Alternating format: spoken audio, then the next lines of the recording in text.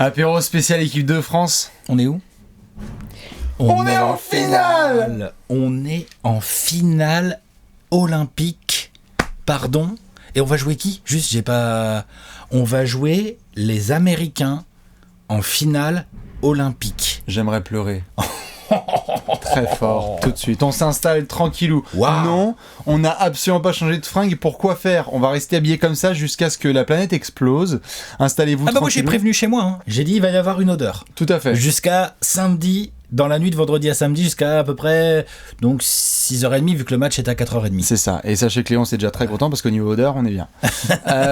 Évidemment, on va débriefer cet incroyable match que vous avez vécu avec nous ou sans nous. Ceux qui l'ont pas vécu avec nous, rattrapez votre life. Il y a un replay qui est disponible. Exactement. Victoire de la France face à la Slovénie en demi-finale des Jeux Olympiques. 90 à 89. À 89, on va débriefer plein de choses évidemment. Le fil de ce match, le finish. Oh, attention, on faudrait peut-être pas monter au lay-up sur Nicolas Batum. On va avoir 2-3 choses à raconter aussi là-dessus, sur plein d'autres garçons. On fera aussi une petite preview, mine de rien, du match de ce samedi matin. Et c'est ça, l'info, la première qu'on doit vous filer, c'est que évidemment, on va le commenter, ce match.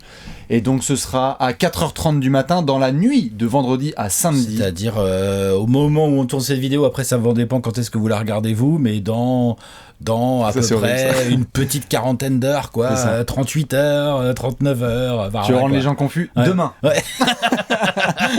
C'est demain. Voilà. C'est dans la nuit de vendredi à samedi. Donc ça. Samedi à 4h30 du matin. C'est ça. Et donc le rendez-vous est absolument immanquable. La France va participer à une finale des Jeux Olympiques de basket. La France va affronter Team USA. 21 ans après. Cette phrase est complètement dingue, mais avant d'en arriver là, évidemment, il faut retracer tout un parcours. On a vécu les matchs, Alex, on avait commenté le premier France-Team USA pour démarrer tranquillement ces Jeux Olympiques de Tokyo, victoire de la France, et puis ensuite on a vu gentiment que la France faisait le travail. Oh bah tiens, on va jouer contre qui par exemple ? On a battu l'Iran. On a bien, déjà, ce qui est intéressant, c'est qu'en sortie de victoire au premier match contre les Américains, on a très bien maîtrisé la République tchèque. Tout à fait. Qui est une bonne équipe de basket. On les a maîtrisés. Il y a eu 20 points d'écart, ou j'ai pas le score exact en tête, mais genre, on a maîtrisé notre match, on a dominé notre sujet et tout. L'Iran, sans leur faire offense, mais au niveau, sur la scène basketballistique, bon voilà, on les a battus, bon bah oui, ok. Ensuite, on arrive en quart, là on nous envoie l'Italie. Attention, le match piège. Match piège d'ailleurs, on a bien failli se faire piéger. D'ailleurs, on l'a dit et répété, ça sentait la calzone. Grosse moucade. Tout à fait. Dans le 4e quart, là, quand ils reviennent, là. C'était chaud. Waouh. On s'est fait des grosses frayeurs. Gestion. De daron, c'est pas vraiment de patron, mais de daron, de genre, ok, on a raté des trucs, mais on va faire ce qu'il faut pour finir et tout, machin, malgré un Nando De Colo absolument dégueulasse contre les Italiens, mais un Batum absolument immense, défensivement, au rebond, au contre, et on va peut-être en reparler. On va peut-être en reparler. Contre. Tout à fait. Voilà. On avait eu des bonnes entrées. On avait Thomas Hurtel qui avait fait de très très belles choses contre l'Italie. On avait Luau, si c'était bien. Bien sûr, Timothée Luau. On avait plein de garçons qui avaient réussi à step up un peu leur jeu. Tu évites la catastrophe, c'est-à-dire à la française, tu gères les poules et au moment où ça devient éliminatoire, tu perds. Non, finalement, ça bat l'Italie. On avait commenté le match. On s'était donné rendez-vous dans 10 ans. On s'était surtout donné rendez-vous jeudi pour commenter le match face à la Slovénie. On avait on avait une sorte de gastro pour rester poli parce que Léon s'il m'a dit de changer mon vocabulaire. Ouais, on avait ça passe la gastro, non ? La gastro, ça passe. On avait la gastro à l'idée de défendre sur Luka Doncic, on va pas se mentir. On était un petit peu malade au niveau du ventre. Tout à fait. Parce qu'en face de nous, on avait donc une équipe slovène, une très bonne équipe slovène, tout à fait. Elle non plus n'avait pas perdu, je parle au passé, parce que voilà, mais n'avait pas perdu de match jusqu'à cette demi-finale. Et ça m'a fait. Autour, parce qu'il y a le prodige Luka Doncic, qui est un joueur absolument incroyable, on va pas recommencer à le présenter, je pense qu'on en parle suffisamment souvent dans ces poufs ou sur cette chaîne en général. On va en parler à l'aéroport maintenant. Voilà, c'est ça, il est en train de prendre son billet là. Voilà. Il est en train de montrer son passe sanitaire. Porte 18. Pour sortir du Japon. Embarquement, porte C. Voilà. Mais autour de lui, McToby, il nous a fait un sacré match. Prepelic, il nous a fait un sacré match. Et jusqu'au bout, il a failli. Il avait la main. Il était là en train de déposer son petit lay-up. Pas très Prepelic. Prepelic, loin Pelic. Il était Prepelic de faire gagner son équipe. Tout à fait. Ça se permet, c'est la France qui trash talk. Ça se permet. C'est sûr. Blazic, L'arrière ailier là, des Slovènes a très bien joué également. On n'a pas trop vu le frère Dragic, mais globalement, cette équipe de Slovénie nous a fait suer de ouf parce qu'elle attaque extrêmement bien. C'est vrai que dès le début du match, on avait un peu peur parce que quand il y a 29-27 pour la Slovénie et qu'on était en train de se dire genre wow, on se sentait hyper chanceux d'être qu'à seulement 2 points de retard. On avait la très bonne entrée de Timothée Luwawu-Cabarrot, on a eu des garçons qui ont commencé à retrousser leurs manches, on se disait ah tiens merde, 2 fautes pour Evan Fournier. La Slovénie qui commence à s'installer, Luka Doncic qui alterne magnifiquement entre le scoring et le pick and roll, c'est-à-dire que le mec était déjà à 10 points, 4 passes au bout du premier quart-temps. Voilà. Littéralement. Non mais lourd, trop fort. Très très peur. Et puis il nous a tout fait. Hein. Step back à 3. Son premier quart fait flipper. Hein. Step back à 3. Au-dessus de Rudy, au-dessus de Nico. Ensuite les bonnes petites passes de Aléou pour Mike Toby. Puis tiens, Mustapha saute. Ouais, voilà, c'est ça. Hop, de lancer et tout. Ah, là, il nous a fait très très peur. C'était vraiment chaud. Et puis on s'était dit, attends. 29 points pour la Slovénie, ce serait bien si on réduisait un petit peu ce genre de rythme, si on pouvait rentrer dans un espèce de smash mouth basketball vraiment à la française, genre bon, on va exécuter et on va vous faire mal en défense. Il n'y a que 30 points en cumulé sur le deuxième quart-temps, il y a 15 partout. Ouais, 15-15 le deuxième quart. Service à suivre. C'est ça. On dit au tennis. Donc ça, c'est un quart-temps. D'ailleurs, on en avait parlé. Donc c'est toujours la France menée de 2 à la mi-temps, mais on avait dit ça, c'est quand même un rythme, un meilleur rythme. La Slovénie mène de 2 à la mi-temps. Mène de 2, pardon. Oui. La France est menée de 2 à la mi-temps. Oui. Mais on avait dit tous les deux devant en live, voilà, c'est quand même un rythme qu'on préfère. Bien sûr. Parce qu'on casse un peu le truc, on les empêche de jouer vite. Ils nous ont fait très très mal en profitant de certains replis un peu approximatifs ou avec des mecs comme Doncic ou Prepelic ou même Blazic, des gars donc malins, adroits qui profitent de la moindre faille et le grand Toby qui court bien. Ils nous ont vraiment fait mal sur les transitions. Ouais. Ils menaient de 2 à la mi-temps. On avait perdu le troisième quart quand même. Ouais, mais par contre, on a envoyé du sale dans le troisième quart. Pardon. Ça monte jusqu'à 10 points d'avance. On se dit, yes, trop bien, quel run. Nando et Evan, bien sûr. Nando et Evan, t'as raison de dire et Evan, parce qu'Evan a été très très propre dans ce match également. Nando et Evan lancent enfin la rencontre parce que Evan avait des soucis de faute au premier quart. Et puis Nando, on savait pas trop ce que ça donnait. Il y avait des décisions qui étaient pas tip top. On se disait, ah merde. Franck, même s'il y a son entrée qui est bonne en défense, et on parlera de la défense évidemment collective des Bleus sur Luka, on se disait merde, il faut que les patrons, c'est ce qu'on scandait à la mi-temps, il faut que les patrons offensifs se réveillent, et Evan et Nando mettent le DF sur leurs épaules, c'est ça. Et c'est parti, on va scorer, la France prend jusqu'à 10 points d'avance, et à 2 minutes 30 de la fin, on s'était dit, Alex, de la fin du troisième quart, on s'était dit, putain, ce serait bien de garder le lead, ce qui serait extrêmement con, c'est de mener que de plus de 3-5 points. Ouais, et c'est ce qui s'est passé. Ouais, comme par hasard. Je vais rechercher le détail, mais vas-y, je te laisse continuer. S'est passé. C'est exactement ce qui s'est passé, puisque en fait, même si on avait encore quelques belles actions, Thomas Hurtel, sur certains caviars pour Guerchon Yabouzélé, quand on avait Timothée Luwawu-Cabarrot qui faisait ses petits snipers à distance, on se disait, bon, attention, on peut vite avoir un espèce de laisser aller à la française, de faire des fautes à la con, de pas se battre au rebond. On commençait à hurler aux commentaires parce que les rebonds offensifs, oh là là. Ah, puis ce genre d'équipe, quand tu les laisses trop dedans, en fait, ils ont trop de talent, c'est trop risqué. Ouais. D'ailleurs, c'est ce qui s'est passé dans le quatrième quart, où ils ont commencé à grappiller, ils sont revenus au score, ils sont même passés devant. Et là, c'était grave. Là, c'était très grave. De peu, hein, mais ils sont passés devant. Là, moi, je me suis vu ne rien faire à 4h du matin samedi. Ah! Et d'ailleurs, je crois que je te l'ai dit, tu sais, on était en live et on a dit genre, Alex, je veux pas qu'on revoie ce match en replay et qu'on se dise, putain, à 6 minutes 30 de la fin, tu sais, on menait de 5. Et Alex fait cette rédaction-là, exactement. Et en fait, le money time est complètement irrespirable. Ça joue dur. Tout à fait. Avant même de rentrer dans les détails de ce truc, on a quand même... Moi, j'ai le sentiment qu'on a commenté beaucoup de matchs de basket sur Trash Talk. J'ai rarement autant stressé, moi.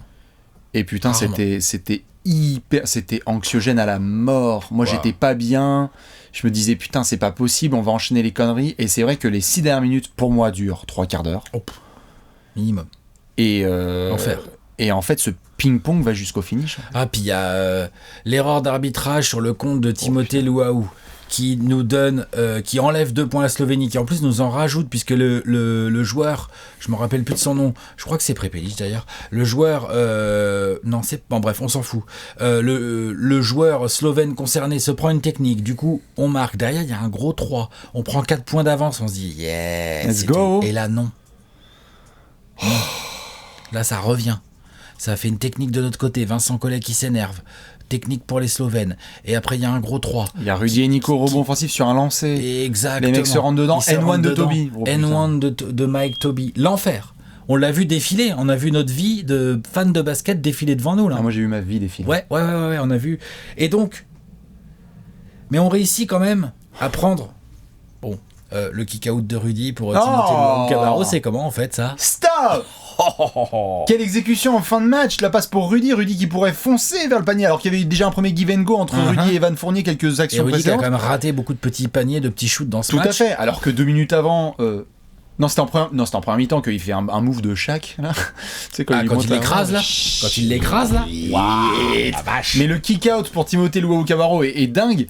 Et on avait vu 2-3 tirs à 3 points assez énormes d'Evan Fournier, on commençait à célébrer, Nando De Colo aussi. Et quand on voit ce shoot de Timothée Luwawu-Cabarro, mais quel point d'exclamation sur le match de TLC qui est juste phénoménal sur cette rencontre. Énorme boulot de role-player de Timothée Luwawu-Cabarro en sortie de banc. Vincent Collet lui a fait confiance. Vincent Collet l'a envoyé sur Luka Doncic. Il a pris des fautes, mais il a fait du gros boulot. Ensuite, quand il a eu des gros tirs à mettre, il les a mis. Quand il a fallu courir en transition pour finir et tout, il était là. 15 points. C'est un match de grand garçon de Timothée Luwawu-Cabarro. En parlant de match de grand garçon, là c'est carrément un match de trompa, un match de patron, parce que Rudy, là j'ai dit il a raté quelques petits tirs par contre. Ça va Vlatko Kankar? Souverain au rebond. Il y a eu Mouric, il y a un mec qui s'appelle Mouric, et voilà, il a essayé de dunker sur Rudy Gobert, maintenant il porte bien son nom, je te le dis. Il est décédé, comme on dit. Et oui, et Kankar aussi qui a essayé. Ça, ce sont des contres, et je pense que le mot contre, on va y revenir et tout, mais ça, ce sont des contres de la part de Rudy, des contres de patron, des contres de protecteur de cercle, ça rassure toute la défense, c'est décisif, ça rebooste tout le monde, c'est énorme. C'est complètement énorme, et il y a les lancers qui rentrent, et on se dit putain, mais jusqu'où ça va aller cette histoire, et on se retrouve dans cette dernière minute, où c'est un niveau encore au-dessus de l'irrespirable, parce qu'on se dit putain... Qu'est-ce qui va se passer? Ça peut se finir sur quoi? Vraiment, là, on en a chié pendant des années à vouloir affronter Team USA. En final, c'est là, et dans la dernière minute, on va craquer. Qu'est-ce qui se passe? On a notamment une dernière possession. Evan qui perd la balle. Ouais, qui perd la balle, qui fait sa faute offensive. 5e faute. Enfin, oh là là là là là. La Slovénie qui colle au cul. Ah, tout à fait. La Slovénie qui colle au cul. Balle pour Nando, je crois, le dernier shoot de l'équipe de France. Parce que c'est. Il y a le dernier shoot de l'équipe de France sur ce match, c'est un shoot loupé de Nando. La balle, elle est slovène. Il reste et là, normalement, 15 secondes. 15 secondes environ. Et là, normalement, c'est Toreador. Luka Doncic, balle en main, 5 contre 5, avec une place pour la finale des Jeux Olympiques. Moi, là-dessus, j'ai dit Ave Maria. On fait lâcher la balle à Luka. Qui la lâche après Pelic. Pelic, joueur, comme on l'a dit, très capable. Il drive bien. Il fait la différence, franchement. Excellente décision. Il y est au cercle. C'est le bon choix.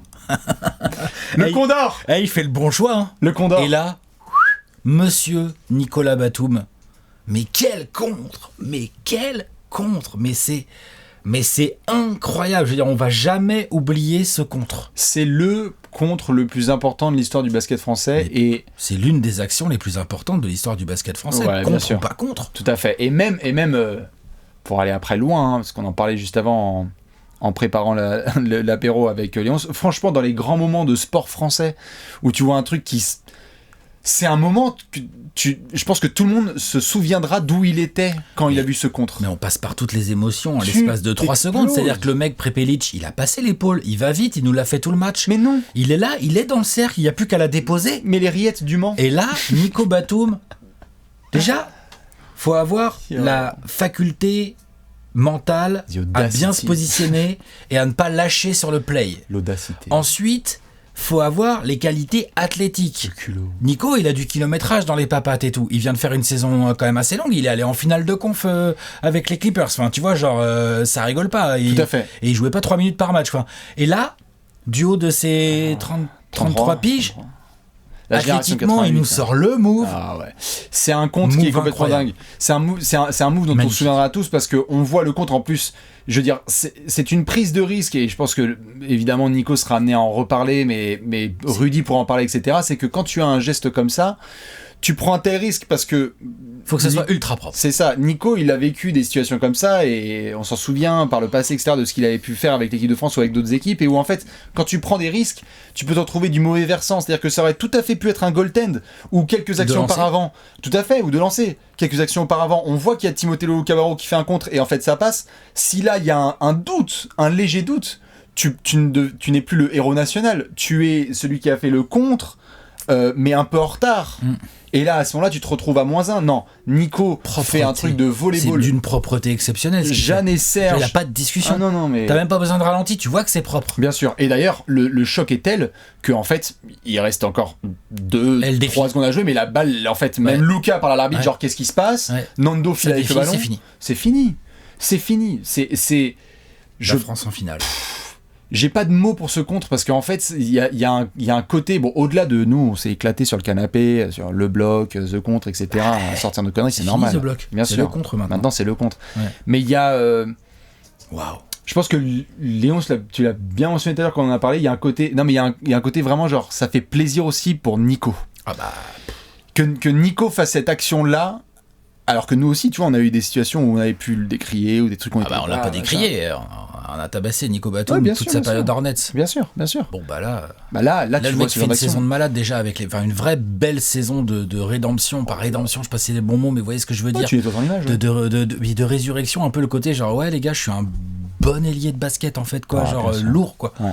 Et là il nous fait des JO parce que là, on parle de son contre, mais c'est quel genre de match qu'il avait pondu juste avant contre l'Italie ? Pardon ? Il y a eu du contre aussi. C'est un match lourd, et puis rebond, bataille et tout. Genre, c'est un match lourd. Nicolas Batum met 3 points, là, seulement, j'ai envie de dire, contre les Slovènes. Non, il a tellement pesé. Ouais. Il a fait un match de daron. Il a pris à la Scottie Pippen sur Magic Johnson en 91. Il nous a pris Luka Doncic dès les remises en jeu, en tout terrain et tout, machin. Enfin, tu vois, genre... Ouais, ça c'est des responsabilités de patron. Cette équipe de France, alors qu'on sortait d'une génération quand même lourde avec Tony Parker, Boris Vian, Flo Pietrus et tout, et ben là, qu'est-ce qu'ils font ? Ils font un truc que les mecs n'ont pas fait en fait avant. C'est trop fort. C'est trop fort. Trop fort. Et c'est vrai que quand on voit notamment le compte de Batum, on retient souvent ça, mais t'as raison, c'est important de le mentionner. Avant ça, il y a de Nico, mais globalement, parce qu'il y a un nom qu'on n'a pas encore mentionné, Vincent Collet. Wow. Il y a un nom qu'on n'a pas encore mentionné, et Dieu sait si là, pareil, ça a tabassé bien comme il faut, mais les choix qui sont faits par Vincent, et le travail, tu vois le travail de préparation qui a été fait sur le match de Luka, où en fait, il peut nous mettre, peut-être, en effet, 13, 14 passes, 15 passes décisives, parce qu'il va trouver ses points, etc. Mais on va lui mettre dans une zone d'inconfort qui est énorme, et que ce soit Nico ou je souffle, Timothée ou je souffle, Franck Ntilikina ou même Grudy, bien mobile sur les appuis quand il s'est retrouvé isolé après un switch. Ouais. Même Mustapha Fall qui lui a mis 2-3 tartines. Il a fait faute, mais qu'est-ce que tu veux, voilà quoi, il a pas laissé scorer. C'était un peu un template à la française de comment très très bien défendre sur Luka Doncic. Cette équipe défend bien. Quand elle veut, elle peut. Elle a des beaux athlètes. Elle a vraiment de belles qualités de mental défensif. Et puis là, ce qui est intéressant sur la deuxième mi-temps, c'est qu'on a le duo Evan Fournier-Nando De Colo, qu'on voit du sale en attaque. La deuxième mi-temps de Nando. Du sale en attaque. Waouh! Nando qui drive, Nando qui met les 3 points, Evan qui est ouvert, bam, ça tombe dedans, Evan qui drive, et machin, et vas-y que j'ai cherché des lancers. Waouh! Nando. C'était bien. Ouais, c'était énorme. Nando, la deuxième mi-temps de Nando. C'est lourd. C'est le meilleur joueur sur le terrain d'une demi-finale de Jeux Olympiques. Autant en deuxième mi-temps, Autant être clair. Vu le caca qu'on avait vécu sur le match précédent, on était là genre, non, Nando, s'il te plaît, on disait en preview, on aimerait bien que Nando se rattrape, etc. Tu parles, la deuxième mi-temps, c'est pas rattrapé, il a effacé les tablettes trop... Enfin, voilà, il a fait non, mais tu sais quoi, voilà, oublié. Incroyable. Et donc, au moment où le buzzer sonne, tu vois l'émotion, tu vois les garçons qui sont autour de Nico, tu vois Nando qui est vraiment accroupi avec la main devant le visage parce que les émotions viennent. Il y a le geste extrêmement classe de Nico qui va aller voir Luka Doncic tout de suite en lui disant merci, mais est-ce que tu connais l'aéroport de Tokyo ? C'est ça. Si tu veux, je connais un bon taxi, je peux te l'appeler. Crois-moi. Non, mais c'est vrai qu'il allait le voir et que notamment Luka Doncic a dit que c'était un acte hyper classe de la part de Nico, bien sûr, parce que le mec dit ok, bon voilà, c'est passé, mais Nico l'a dit. Le mec vient de se le farcir en play-off, il se le retrouve et tout. C'est respect de l'un vers l'autre. Luka Doncic, franchement, ok, il est à l'aéroport. Il est à l'aéroport. L'autre, il a 22 ans, il porte déjà un pays sur ses épaules. Il porte tout le Texas plus la Slovénie maintenant. Non, c'est lourd ce qu'il fait. Maintenant, voilà, il est tombé sur une équipe de France qui avait pas envie de rater son rendez-vous. Parce que... c'est quel genre de rendez-vous ça qu'on a là ? Cette phrase-là ? Franchement, je vais le dire franchement, ils peuvent gagner. Ils peuvent se faire défoncer, mais ils peuvent gagner. Ah, tout à fait. Ils peuvent gagner parce qu'ils ont les qualités. On l'a vu au match de poule. Ça va pas du tout être le même match parce que les Américains sont vachement montés en puissance. On va en parler. Attention, ils sont très très sales. Mais athlétiquement, on a des joueurs qui vont les saouler. On a des joueurs grands là. Ça les emmerde. On a l'expérience. On a des scoreurs un peu façon NBA. Je veux dire des scoreurs d'ISO. Des scoreurs forts qui peuvent scorer par eux-mêmes en fait, sur lesquels les Américains vont devoir se concentrer en défense. Donc si c'est un match, après je te laisse enchaîner, mais si c'est un match qui reste serré et que tu arrives dans le 4e quart, bah ouais, ils ont Kevin Durant, mais nous on a peut-être l'équipe la plus forte dans la tête. Et ouais, tout à fait. Et soudé, et qu'il y a de la cohésion d'équipe parce que les mecs se sont farcis 2015 et 2016 et 2018. Mais bien sûr. Alors que là, il y a un peu le côté assemblement des États-Unis. Et d'ailleurs, on l'avait vu le matin même pour faire la transition vers la preview de ce match, puisque cette phrase, putain, nom de Dieu, cette phrase, vraiment, je ne pensais jamais la prononcer dans l'histoire de Trash Talk, mais on va avoir un France-États-Unis en finale des Jeux Olympiques. C'est commenter une finale de Jeux Olympiques de basket qui oppose l'équipe de France aux États-Unis. Genre, le soleil, c'est en dessous, en fait. Tu vois ce que je veux dire ? Genre, il y a rien au-dessus, en fait. Il y a air. Il y a air.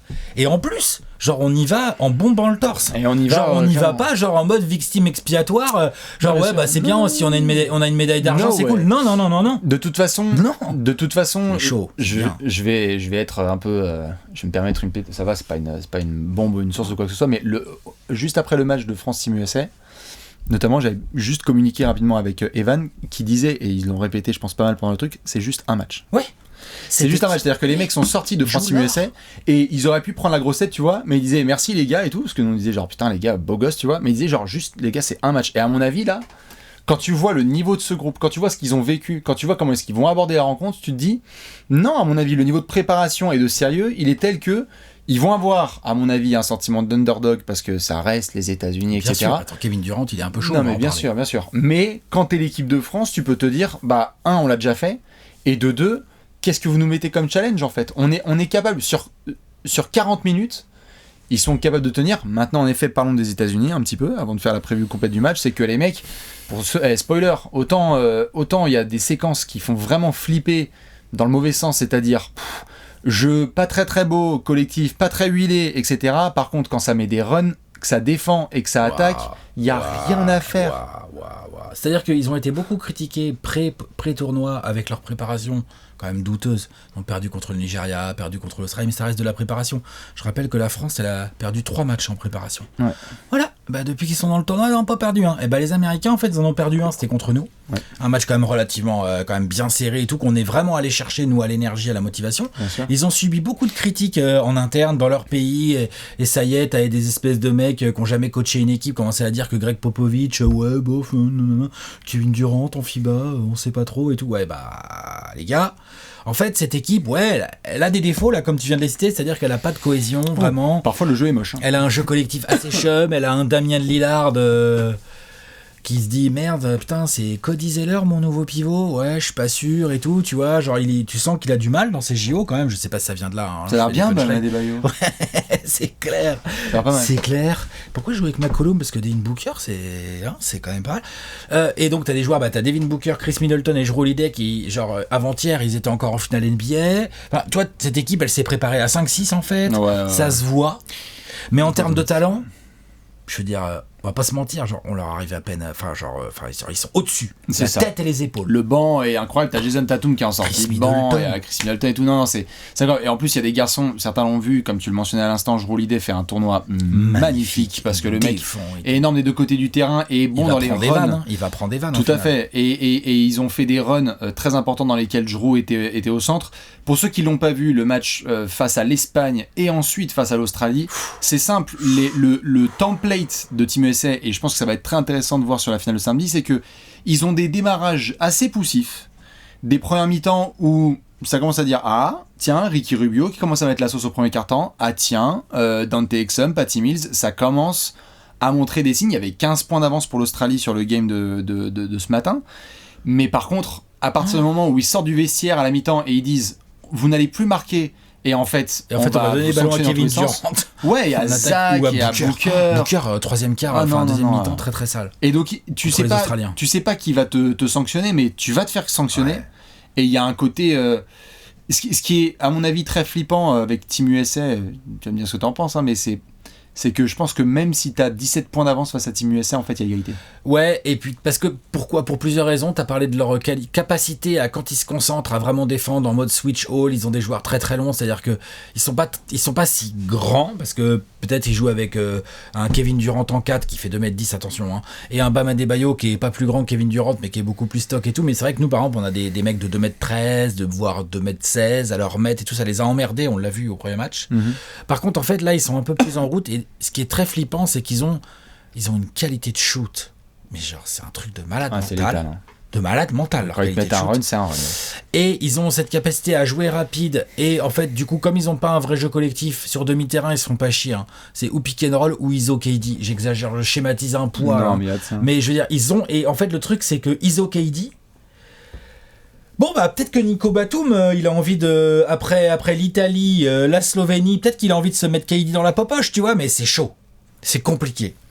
Donc, c'est vraiment un défi. Espères. C'est un défi immense qui attend l'équipe de France. Mais c'est beau parce qu'on l'a. 21 ans après les darons Rigaudot, Ciara, Bonato, Rizaché, Fred Weiss, et tous ces gars-là qui, bon, ont perdu après avoir bien fait, bien les miquettes. Hein, ils ont eu bien les miquettes, les Américains, en 2000. Ouais. Bah voilà, 21 ans plus tard, Evan, Rudy et toute la clique, Nando, Nico et tout, ils ont la possibilité en fait de, genre bon, déjà de faire un exploit au niveau du basket français planétaire. Pardon, non, mais c'est un truc complètement historique. De ouf. Et même rien que déjà sûr et certain d'avoir une médaille. Et ça, pour le coup, dans l'histoire du basket français, si vous voulez, au niveau des médailles aux Jeux Olympiques, alors c'est bien, on a déjà joué les États-Unis. Il y en avait eu, comme tu dis là, en l'an 2000, il y en a eu en 1946 pour ceux qui étaient nés à l'époque, parce que je crois qu'on les avait joués quand on avait pris une rouste, mais c'était normal à l'époque. 46, je veux pas être désagréable, mais. Ouais. Ça date un peu quand même. Tout à fait. Mais on les a joués déjà 2 fois en finale, en tout cas, au niveau historique. Moi, je t'avoue que ce qui est ouf, évidemment, pour nous, et je pense pour plein de gens qui suivent le basket, je pense qu'il y en a plein qui ont vu la punchline de Evan, qui est sorti du match et qui a dit bon, allez les gars, faudra être là absolument, il faudra pas passer de l'équitation, etc. Machin. La France Télé, ouais. Bon, ça, c'est pour la punchline, mais il y a un côté extrêmement kiffant avec ses leaders 88-92. Ah ouais. Rudy et Evan en termes de talking et avec une certaine sagesse de Nico. Il parle moins et tout, mais plusieurs fois pendant le match, il y a eu un moment, il a calmé Guerchon. Il prend Guerchon, ta gueule. Ouais, c'est bien, c'est bien. Donc c'est vrai que dans cette équipe, il y a quelque chose d'extrêmement kiffant parce qu'en plus, il y a des garçons qui maintenant ont un sacré bagage. Hein. Là, tu disais quand Thomas Hurtel était au lancer franc, le mec il a 32 ans, il a joué au Fenerbahçe. Donc si tu veux. Si tu peux le, il n'y a pas de public en la plus. pression de terrain à Tokyo, Lol. Donc c'est vrai que cette équipe, elle représente quelque chose d'assez dingue et puis pour nous, entre guillemets, c'est-à-dire qu'en plus on va suivre ce qui va se passer avec les filles, parce qu'il y a aussi un ticket à aller chercher, mais pour nous en tant que sport, cette phrase, combien de fois on l'a essayé de la tweeter ou de faire des FAQ ou quoi que ce soit, où tu sais on t'avait demandé par exemple un titre des Suns ou une médaille d'or olympique. Je ne vais pas changer d'avis, puis c'est pas ce genre d'émotion qui va me faire changer d'avis. Ça c'est clair. Ou nous-mêmes, on a vu commenter le Thomas Hurtel Donne-moi ton short ou plein d'exploits, Tony face à l'Espagne avec le discours à la mi-temps. D'avoir la possibilité juste de prononcer la phrase, on est en finale de Jeux Olympiques face à Team USA, comprenez bien, saisissez le moment, parce qu'on ne sait pas ce que ça va donner en 2024. On ne sait pas si ça va se reproduire. En 2028, en 2009, là on y est, et il va falloir se donner, et je sais qu'il peut y avoir des mauvaises langues qui vont dire c'est bon, c'est une branlée, les Américains vont revenir, etc. Eh ben écoutez, bonne nuit, qu'est-ce que vous voulez que je vous dise ? Moi je crois pas. Moi non plus. Moi je crois dans les chances de cette équipe de France. Cette équipe américaine est au-dessus au niveau talent individuel, c'est absolument indéniable. Elle n'est pas au-dessus athlétiquement. Non. Elle n'est pas au-dessus en termes d'expérience, clairement pas. Et en termes de jeu collectif, après, ils peuvent défendre. Enfin, ça va être... Franchement, ça peut être un vrai match. Mais bien sûr. Ça peut être un vrai gros match. Tout à fait. Après, on le sait, les Américains vont arriver avec le couteau entre les dents, vu ce qui s'est passé en poule. Ah, c'est ça le problème limite, j'ai envie de te dire. On aurait aimé limite que le 25 juillet n'existe pas. Comme ça, tranquille, il n'y a pas d'antécédent. Ils vont avoir le seum, donc ils vont vouloir fumer cette équipe de France de 20 points, c'est sûr. Ils vont vouloir ça pour faire genre, C'est qui le patron ? Non, mais c'est normal. Serge Popovic, hein, comme on dit, il va arriver en conférence de presse, il va faire pardon ? Excusez-moi, tu vois, genre Espagne, Australie, France. Voilà ce qu'ils veulent. Heureusement que Devin Booker, arrière du 8, a fait son match. Ouais. Non. Donc, ça promet. Moi, je suis d'accord avec toi, Bastien. Je pense que l'équipe, elle est prête, l'équipe de France. Je pense qu'ils sont prêts.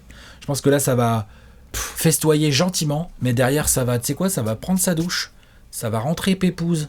Ça va se poser. Ça va regarder de la vidéo. Ça va dormir bien comme il faut. Parce que c'est dans pas longtemps le match. Nico Batum, faut qu'il me foute ses jambes dans la glace. Là, tout de suite, là. Rudy aussi. Rudy aussi. Tranquille. On se concentre. Et on essaye de pas avoir un surpoids d'émotions le moment venu, un peu comme il y avait eu face à l'Argentine. Là, ils l'ont pas eu contre la Slovénie. Ils ont su le gérer. Je pense que l'expérience argentine pour Evan, Rudy, Nico et tout, ça a tellement été un calvaire que là, ils sont arrivés dans la demi-finale face aux Slovènes en mode genre plus jamais, never. Et bah là, faut avoir la même attitude en jouant les Américains. Tout à fait. Et pour Tony, et pour Boris, et pour Florent, et pour tout le monde, et pour tous les copains qui auraient aimé vivre ce genre de moment, le rendez-vous, il est clair. C'est dans la nuit de vendredi à samedi. 4h30 du matin, si vous mettez pas de réveil, qu'est-ce que vous foutez sur cette putain de chaîne ? Réveil, 4h20, tout le monde. Exactement. Petit thé, petit café, petit jus de fruits, ce que vous voulez, là, verre d'eau et tout. On sera là. Et on sera là. Évidemment. On vous fait des bisous, on vous retrouve très vite et encore bravo les Bleus. Ciao, ciao. Rendez-vous samedi matin. Des bisous. Ciao. Ciao.